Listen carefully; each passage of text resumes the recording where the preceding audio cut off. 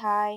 සෙම්බුවත්ත චාරිකාවේ ඔන්න ලස්සන ඡායාරූප කිහිපයක් අරගෙන තමයි මේ වීඩියෝ එකෙන් ආවේ. අපි උදේ ආහාරය අරගෙන බඹර කිරියල්ල බලන්න ගියා.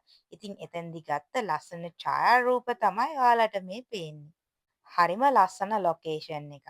ඉතින් අපි එතනින් වෙලිමල් එකකුත් බීලා පිටත් වෙලා දවල් ආහාරය ගන්න තැනට ගියා.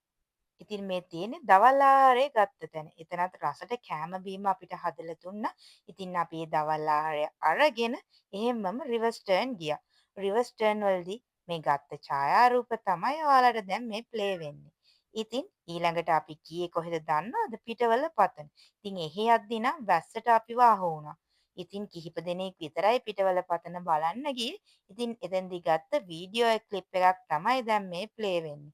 වැස්සෙම අපි කුඩ අරගෙන ගියා. හරිම ලස්සන ලොකේෂන් එකක් මිහිදුමින් වැහිලා තමයි තිබ්බේ එවලේ.